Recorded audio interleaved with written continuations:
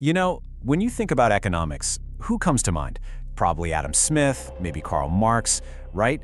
But what if I told you that one of the sharpest, most relevant critiques of our modern economy comes from almost 1,000 years ago, from the heart of the Islamic Golden Age? Yeah, let's dig into that. I mean, you feel it, right? This kind of constant hum of anxiety about our economy. There's this fragility. You see the bubbles grow and then burst. You see the gap between the rich and poor just getting wider, and it just feels like the whole system is walking on a tightrope, you know? Like it could all just break. Well, to find some answers, we're going to go way back. We're talking 900 years ago, because there was this incredible thinker who basically warned everyone what would happen. He said that when money loses its moral compass, a society starts to rot, not from the outside, but from the inside out. Okay, so let's set the scene.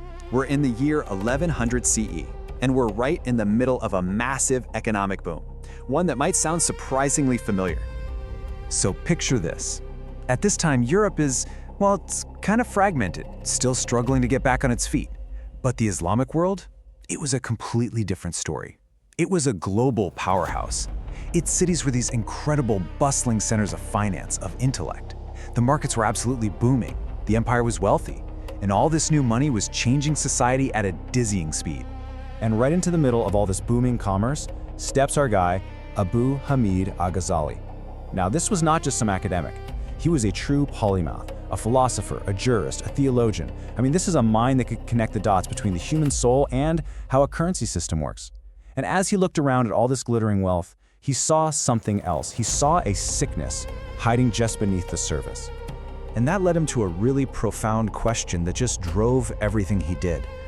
What happens when a civilization gets rich faster than it gets wise?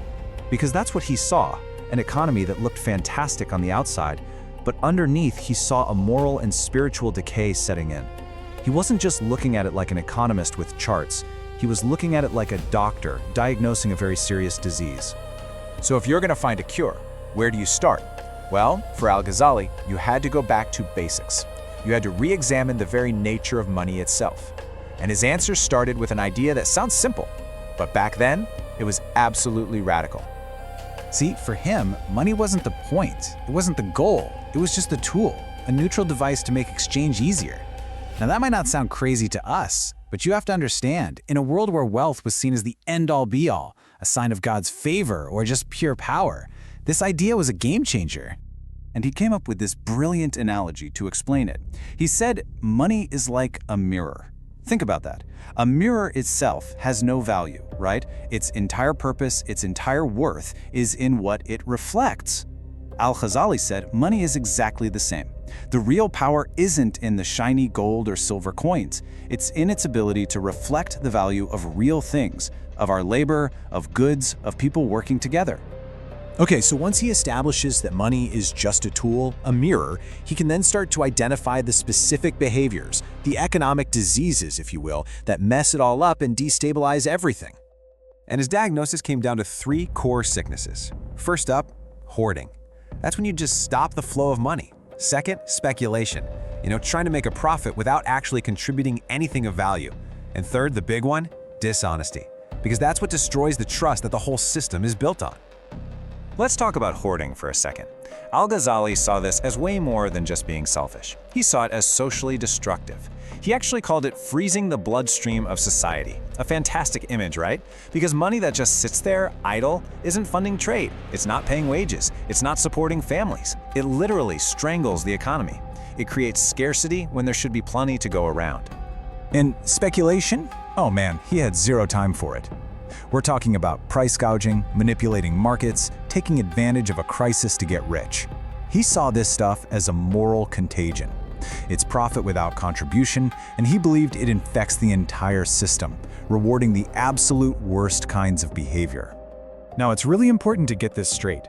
This doesn't mean Al-Ghazali was anti-business or anti-profit. Not at all. He was a huge believer in trade and commerce. What he was against was dishonest trade. For him, a market without trust isn't a market at all. It's just a playground for thieves.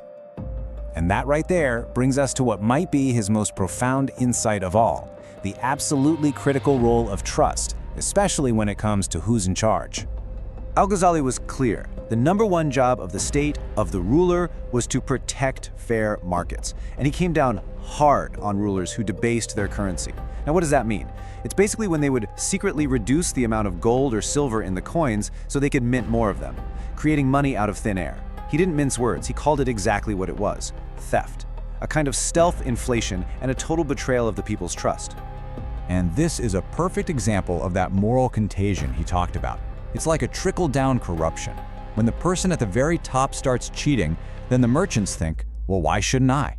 And pretty soon, the entire social fabric, that web of trust we all rely on, just completely unravels. And this is the heart of his argument, his ultimate thesis. A society can actually survive being poor. But what it cannot survive is a complete and total breakdown of trust. Because trust is the invisible glue. It holds every contract, every coin, every institution together.